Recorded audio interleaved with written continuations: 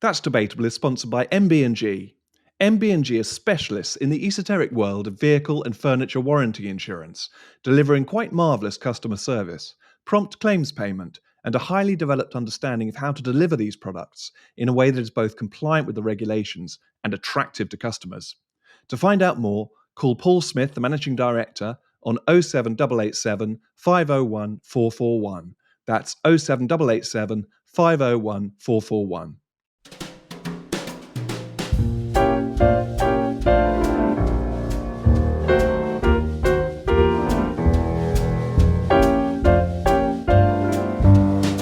Hello and welcome to That's Debatable, the weekly news podcast of the Free Speech Union, and welcome back to all our listeners and to all of our viewers. And what a couple of weeks it has been, by gum.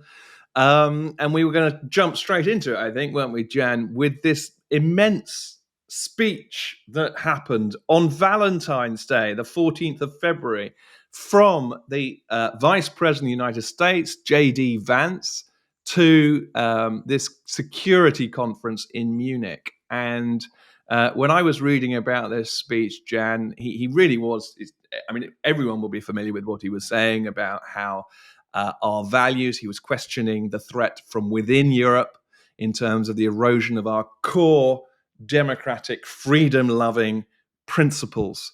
But when I was reading about the reaction of the media to this speech, what I was reading was, it fell flat in the room.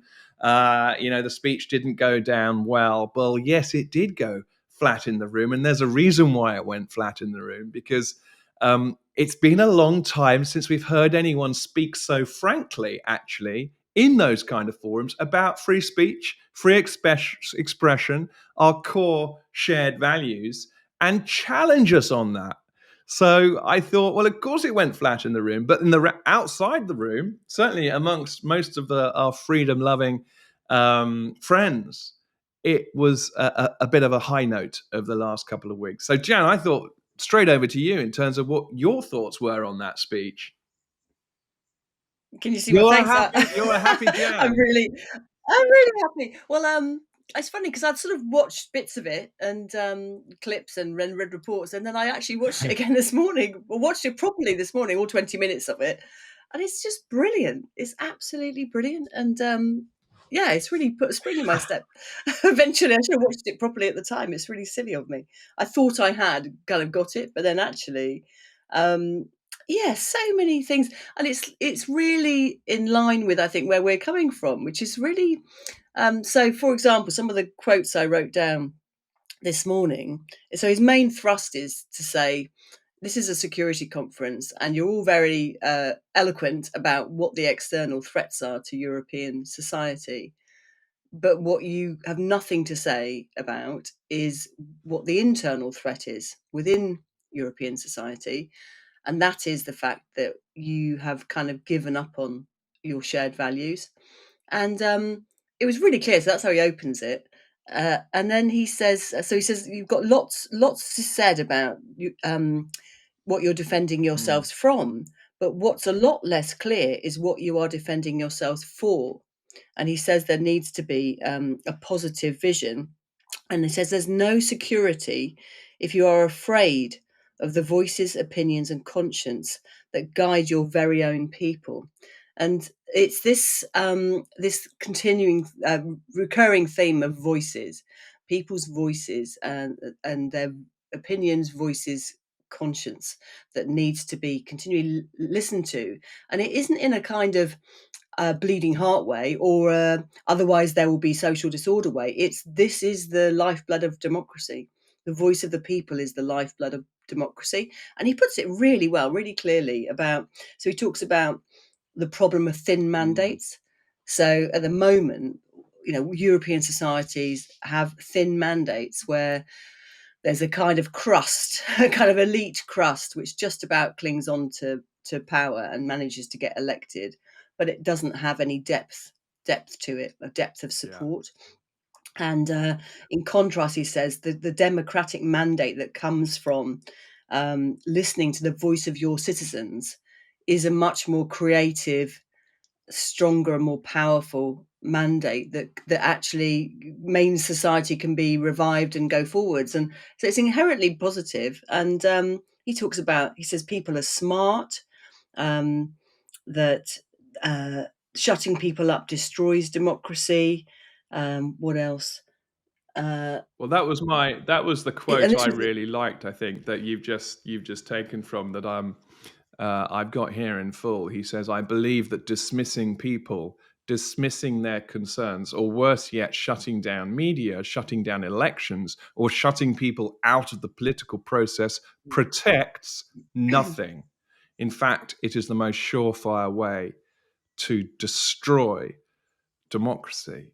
And yeah, I mean, it was just high note after high note after high note, wasn't it? In terms of almost a sort of a 101 education in what a Western democracy is, and where the people's voice, and I think your point about the voice and saying in a democracy, we have to go back to direct accountability from the people to the government.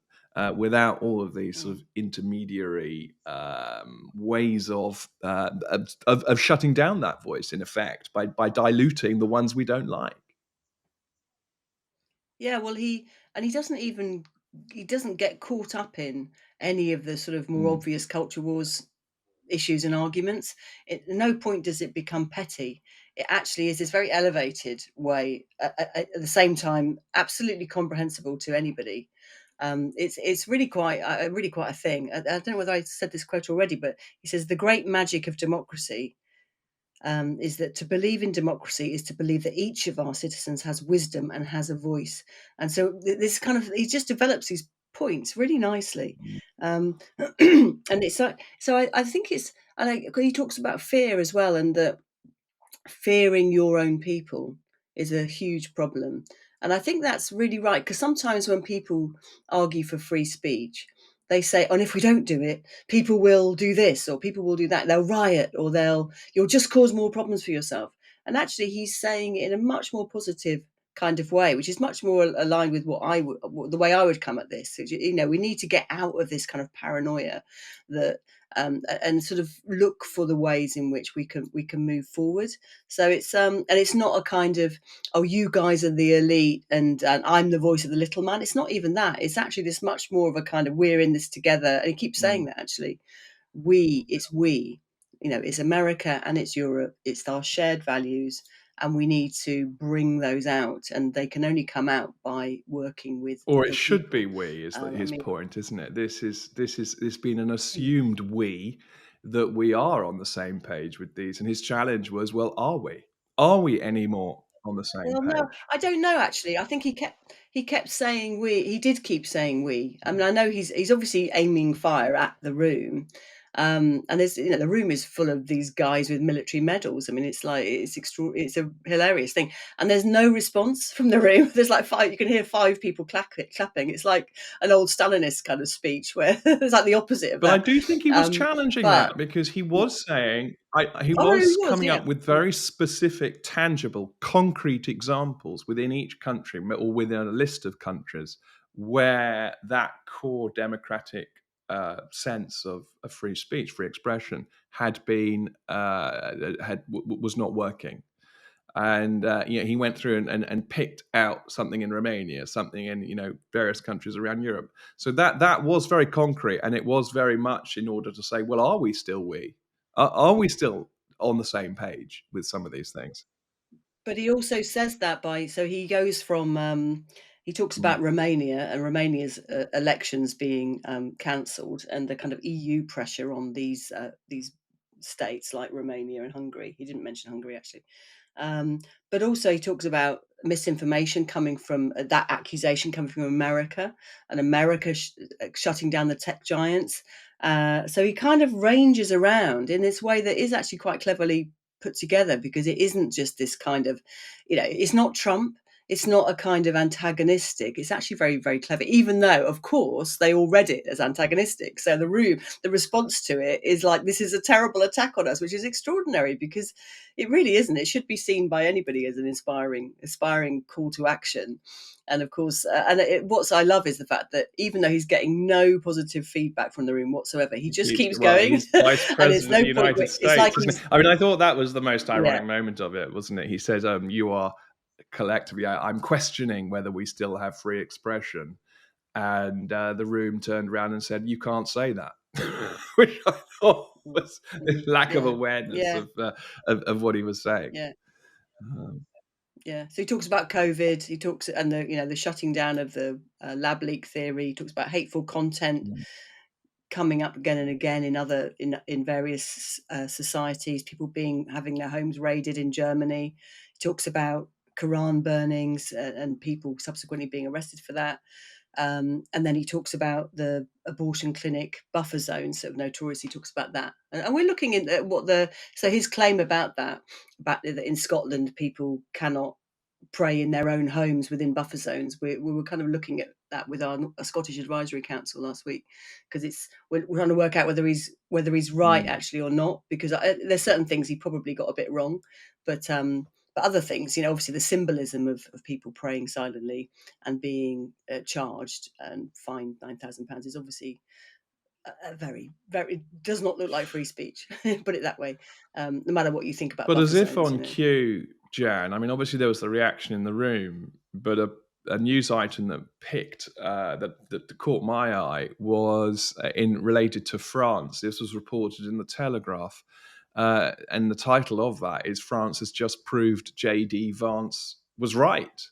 Because on Wednesday, the Council of State, which is the Republic's highest administrative court, confirmed the closure of 2 television stations in France, C8 and NRJ12. To me, they sound like COVID variants to me. But they don't sound like the both sexiest those stations, stations have been ordered off air last year by Arcom, which is France's equivalent of Ofcom. And according to Arcom, they forced C8 to close because they breached broadcasting guidelines and argued that the station was not diverse enough in its content, which was focused on entertainment and magazine shows. And yet, we're talking about TV channels here that are sort of watched by 1.5 million people, but they're not diverse enough. So, straight off the bat, there is some of what JD Vance is warning of happening in the days in the aftermath. And it never does stop, does it? We know that here at the Free Speech Union, it's relentless. But just to have these tangible examples fall off the shelf, as it were, almost as JD Vance has touched down again on US soil, really proves his point. I completely concur with that headline, really. Yeah, well, this is just instinctive Mm. outrage at any point, any kind of release or opening whereby people's concerns become expressed and voiced. There's just this kind of terror at hearing them, and having them expressed in any way. It's the same over here, like with GB Mm. News. There's a repeated attempts to get GB News into trouble with Ofcom. And obviously, even from before, even a minute of it was broadcast when it first launched in 2021, 22. 2021, I think you're Can't right. Yeah, remember in now. the summer then. Yeah. Yeah. Even before there was even like 1 minute of voices on that channel, people were trying to shut it down, and they just cannot tolerate. And yet, GB News has now gained this really big following. So when I go anywhere for events and I speak to people, they all watch GB News, and loads of them have given up on the BBC. And although you don't necessarily want people being siloed into Yeah. these kind of well, this is my channel and that's your channel, because that isn't healthy for democracy at all. But this has only arisen because people felt driven out of the kind of BBC type ecosphere, and then they've found something else in GB News. But the um, advertising and attack was yeah, the real big thing, and there's a real coordinated and effective attack on these on GB News, for example, by threatening potential companies wanting to advertise on the network, as well as the reports to Ofcom. So you've really got all sorts of attacks, and if you hit the pocket, it really does become quite effective. But I think advertisers are starting to come back. More mainstream advertisers are starting to come back to GB News and realise that actually it's as you say, completely established itself, has a really quite a mainstream following. So I think we are seeing the same as what happened in France, but we're not there yet in terms of shutting things down. And long may that stay like that. I don't know. I mean, I don't think we're that far off that. I mean, each time there's a new complaint from to Ofcom that weighs up, I think it's not that. I mean, yes, they might resort to fines or disciplines, but it's not impossible that they will withdraw the license at some point. I mean, that's what's being demanded. And on the advertising front, so last week, Marks and Spencer's advertised on GB News for the Yes, first time. that's the one. And Yeah, all these kind of people. Oh no, I can't. Well, that's it. I can't possibly go to Marks and Spencers anymore. And they're calling on their followers on Twitter to boycott Marks and Spencers. Marks expensive, as my son used to call it. But but that it's just hilarious. It's like the kind of consumer politics of the British middle yeah. class applied to these kind of increasingly That's right bang in the middle, terrifying isn't it? You don't scenarios. get more bang in the Yeah, middle than Marks and yeah. Sparks. Yeah, yeah. No, it's just But I'm hilarious. looking. But anyway, it's so encouraging to see leadership. Leadership, that's what you see in Vance. I saw him speak remotely at a conference a couple of years ago, and he was very, very impressive.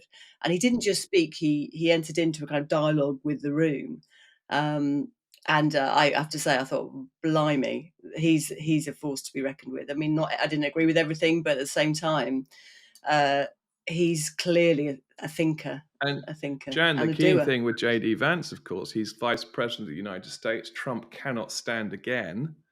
And so it could well be President JD Vance in the future. So at the very least, he'll probably, it's not guaranteed by any stretch, he'll probably be the Republican president candidate. I mean, you can't say that for sure, but he's going to be someone we need to contend with in Europe. Absolutely, someone we need to contend with and get used to, and find a way of, letting his voice have its effect. If he's saying things like this, we want his voice to have an effect. But those Yeah, people in the yeah. room are going to have to wake up to it. But I mean, I'm looking at my notes So one here, thing, yeah. Jan, and there's something Mm. you've written about the deficit or deficit, and you're not here talking about the GDP problems in the United Kingdom. I don't think you're not going financial on me all of a sudden, Jan. It seems to be a different kind of a That's not going to deficit. happen. That's so unlikely. I can barely manage my own bank account, let alone anything else.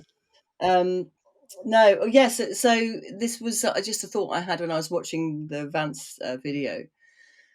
So I spent last week. We had a stall at the ARC conference. ARC is the Alliance for Responsible Citizenship, and it has happened once before. It's a new kind of initiative, mainly American, but with Brits involved.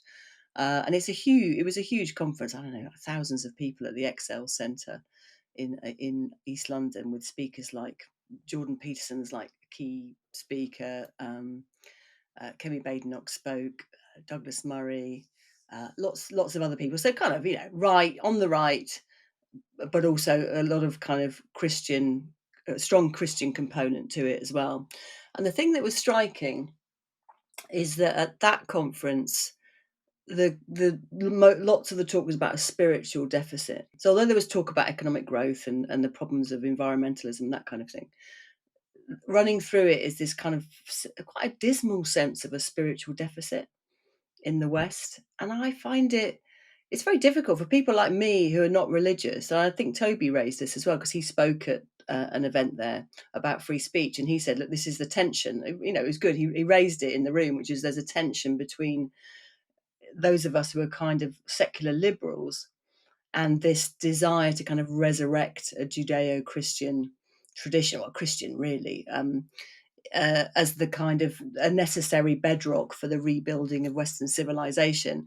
And it is a tension, because I don't think I'm going to discover faith, but nevertheless I do want there to be some kind of revival in the West, where we rediscover certain shared values. And I think what Vance was posing was the democratic deficit, as opposed to the spiritual one, and that the solution to that is politics. You can actually solve that through people. All you've got to do is start to give people a voice, and then that is just inherently reviving. And you can see this at local level. Or there's a nice little story of, so I live in South London, and we've had an LTN A low imposed upon us, traffic a low traffic neighborhood. Yes, neighborhood yes. thing. I always get a And ticket. it's been brilliantly campaigned against by people, not me, because I don't do anything at local level. I'm not very good at a local level, but there's very good people who run businesses who are very worried, or who have particular needs.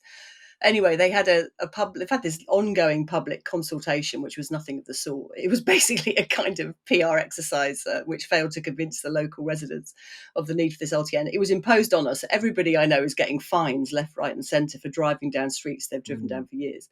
And then they had a local meeting in Lambeth to discuss this LTN, and the residents were so were so angry that all of the Lambeth staff that attended then had to be given a well-being day off afterwards to recover. And you think this is because they have suppressed very reasonable local concerns about, well, my mother is only mobile because she can drive. She can't walk very far. How does she go and get her 2 lamb chops from the local butcher on a Friday? She can't park anywhere near it, and she can't even drive from the house without it taking 30 minutes. And this is kind of fear of very reasonable concerns that people Yeah. might have. And and yet but you can see the spirit that comes through when people work together. And there's a great picture I saw in the paper today of all the local people outside the butcher's shop with their signs, and there's an old lady with her fist in the air. And you kind of you think, well, there's that level, and then there's all the way up to national level of elections, etc.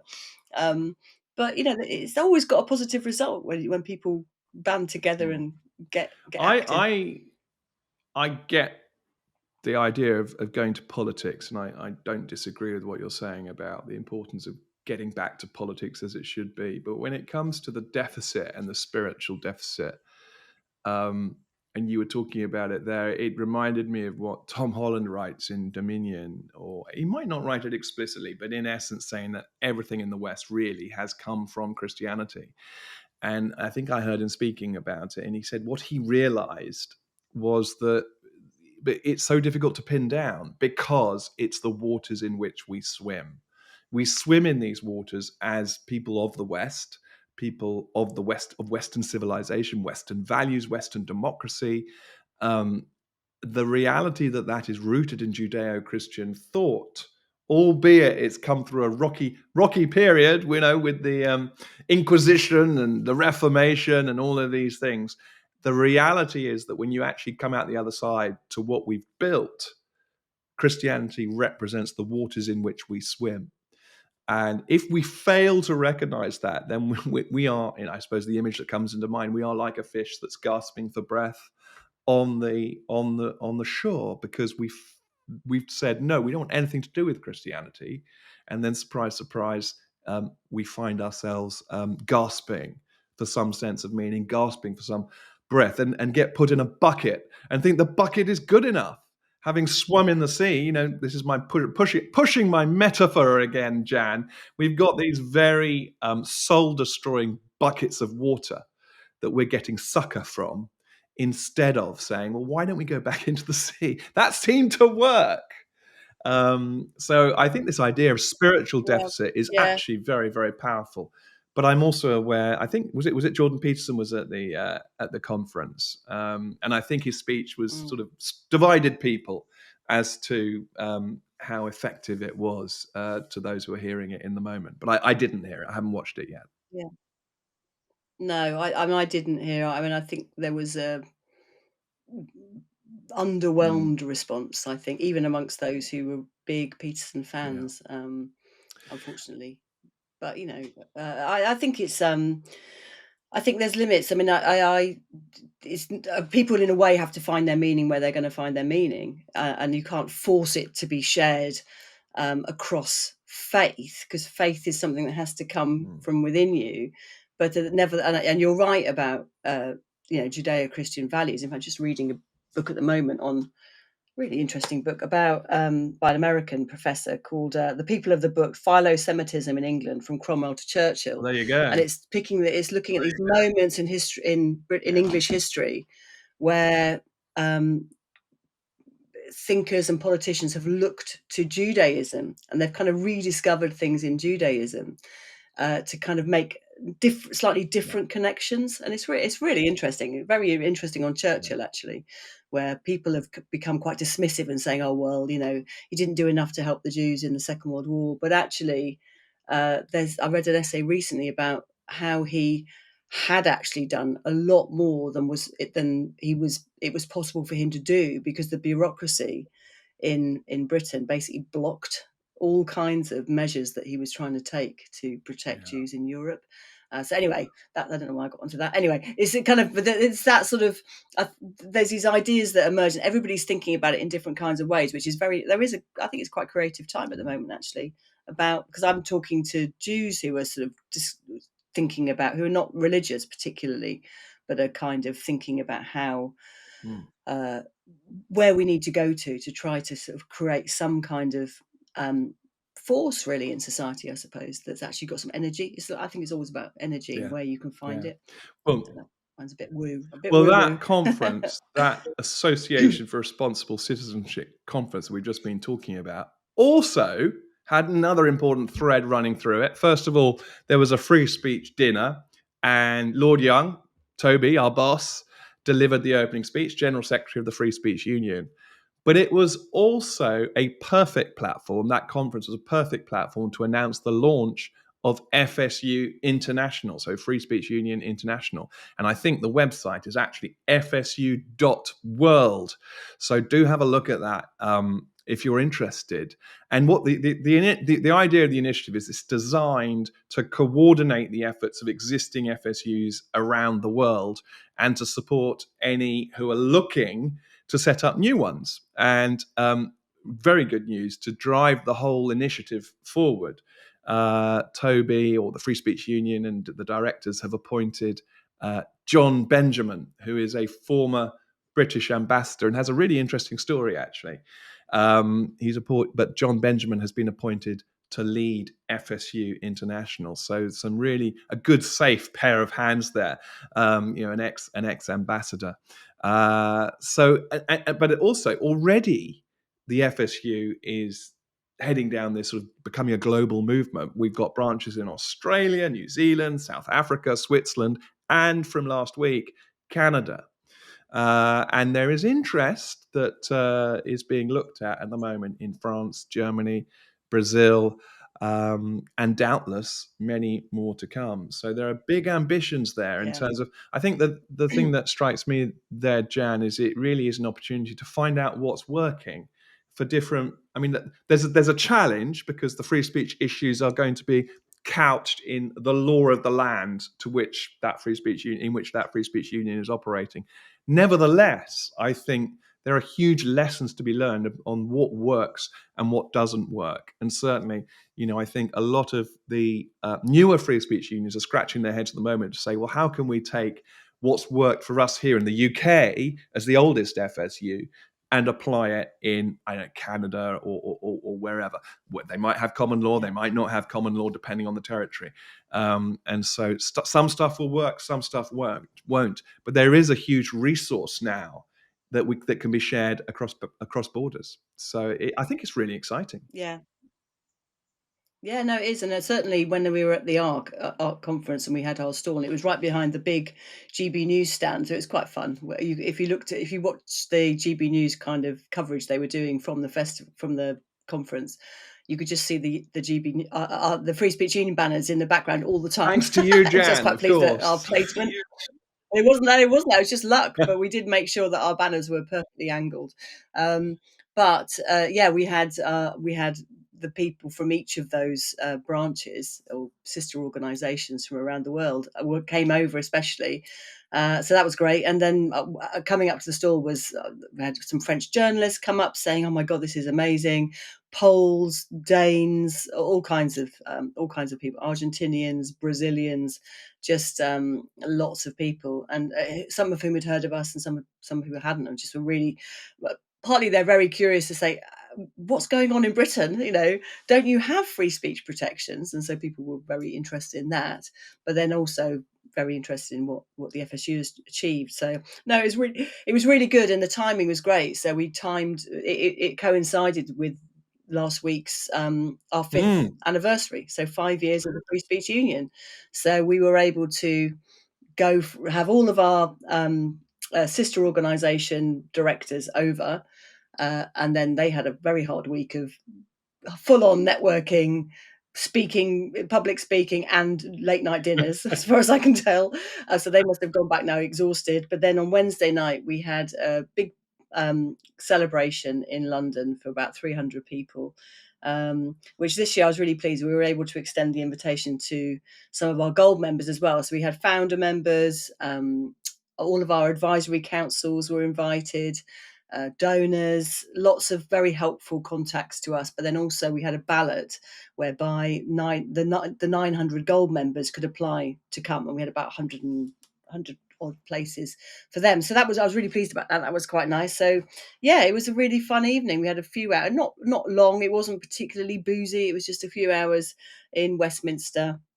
But we had Toby did a speech, and then there was just lots of people chatting to each other. And then I was so pleased that Martin Speake agreed, the saxophonist and FSU case, who we interviewed on the podcast a few weeks ago. Martin agreed. I was a bit embarrassed to ask him, because I sort of wanted to ask him to play Happy Birthday at the end of Toby's speech. And I said, "You can tell me to F off if you want, if this is a complete insult as a virtuoso saxophonist and composer." But he said yes. And so I had an idea of what it would look like, which would be a kind of a blast on his sax of Happy Birthday with jazz flourish, and it was really beautiful, actually. So you can see that there's 2 videos that's come out on YouTube from that event. There's one which is a compilation of interviews we did on the night with people like Sharon Davis, Alison Pearson, Liam Halligan, Freddie Sayers from Unheard, loads of people. It's really lovely. People just singing the praises of the FSU and saying what a difference it's made over the past 5 years. And then there's another video of Toby's speech. And at the end of that, you can see and hear Martin Speake perform. And it's just brilliant. He's really great. So I was very pleased about that. So yeah, that was a fun I mean, it week. was a jam-packed week, and I remember as I was going into the 5th anniversary party, I had a text from Toby saying, "What's the latest number of people that we've helped over our 5 years?" Because obviously these people are coming every day. And so I did a quick calculation and added the number we had at the year end to the number we've had so far this year. Not a difficult calculation. 3,500 people. 3,500 people that we have had come to us wanting help. And that's just astonishing when you think that the whole idea of an initial free speech union was questioned. What are you going to have? Who are you going to have some sort of a dribble of people who are going to come along? But to be able to turn around and then to look across the room on the night, Jan, and to see our members, wasn't just Martin Speake. There was Karl Borg-Neil was there, Sabah Porsaidi was there. People who we have helped. Actually present in the room. It was a very powerful testimony. Every which way you looked, it was a testimony. Journalists were over there. I think I bumped into Alison Pearson. Boom, there's someone who is part of our story. Every which way you looked, there was testimony to what the last 5 years have meant for the people in that room, for the United Kingdom, and of course, more broadly now, for various places internationally. I love seeing these survivors, basically, people that have come out the other side. So Rosie Kay wasn't there, but so many people, Connie like you Shaw was say, there. so many people that I think, Yeah. so many people that we're either in the middle of helping or have helped, and they've kind of come out the other day, the other side of it. So Karl Borg-Neil, who was the chap who worked for Lloyds Bank and was summarily sacked for a very legitimate thing that he said in a training session. In a non-safe Was space, there as with a always, Jan. yeah, he brought a dog that he's training as a kind of, I think, a guide dog, but that was really nice, and he just looked so relaxed compared to the last time I saw him about a year ago. He just looks like the weight's lifted from his shoulders, which is just it's so Yeah, I spent a nice. long time chatting to the Brings dog. out the Actually, I Schwarzenegger side thoroughly of me. enjoyed. I sat down with Carl I and know, it was nice, petted the wasn't it? dog and had a chat with the dog as Yeah, well, and yeah. absolutely delightful. No, it's very good. Um, So can I yes, do of some course. events plugging? So first of all, we had this Bill of Rights debate. So because we haven't done a podcast for a week or so, we had our big Bill of Rights debate, which was great. It was really a proper debate. Two people who were pretty close, but disagreed fundamentally on whether a Bill of Rights in England and Wales would improve the free speech position. And they really did disagree on that. So that was great. And lots was talked about the current state of America, but also, anyway, it was really good. And the video of that is now up on our YouTube channel, so anybody can watch it and you can share it with anybody else. It's not behind our member paywall for now. And when you're there, you'll also see the videos from our anniversary event. And then coming up on the 19th of March, we've got an event I've spoken about quite a lot called Faith to Faithless, why free speech is essential for apostates, which people have said to me, not the most exciting title. And I think it's really exciting as an event, but I have to then explain to people, and then they go, okay, I can see why it's good. But this is the event about what happens when people leave very high control religions, whether that's being a Jehovah's Witness, a Scientologist, or a Muslim, and they're in the particularly high control elements of those beliefs or whatever they might be, and how when they try and leave those faiths or communities, the pressure on them to not speak about their experience is incredibly strong and sometimes directly threatening. So we're going to have a discussion about that, why free speech really matters for them, and obviously particularly sometimes those people can be threatened with the accusation that they're Islamophobic. So if they've left Islam, they can be accused of Islamophobia for being critical of their own communities. So that's a really important issue. And then also we've now published our next Belfast Speakeasy, which is taking place on Friday, the 11th of April, at the National Museum of Ulster, which is a great building right in the Botanical Gardens in Belfast. And this is our third visit there. I love going over to Belfast. It's great. And we've got Harry Miller, the founder of Fair Cop, the guy who really brought NCHIs to public attention initially by challenging the one that he found out was scored against his name. And we've been working with him since the beginning of the FSU, basically. So he's speaking, and he's a great speaker. Tom Slater, who's the editor of Spiked, who just so happened, just as we published this event, he went viral because he did a speech at the Oxford Union about the kind of Trump hysteria that's going on at the moment. And that speech was then commented on by Elon Musk. And Tom then made a very good joke about how people seem to think that I'm Elon Musk's son because there's a passing resemblance, mainly because Tom is incredibly tall and very baby faced. But he's speaking, and in fact, it's Spike's their 20th anniversary this week. They're having a big party as well, so that's been going a really long time. And then Jenny Holland, who is Belfast based, she's a writer, Substacker in Belfast, and so she's on the panel as well. So that should be a really, really good event in Belfast on Friday, 11th of April. So people go to our website and go to the events page. They can get tickets for those. More events to come. I think that's us for the week. So, I think, Jan, isn't it? yeah. So thank you to everyone for listening. Thank you to all of our viewers, and we're back. We will see you next week. Bye-bye. Bye-bye.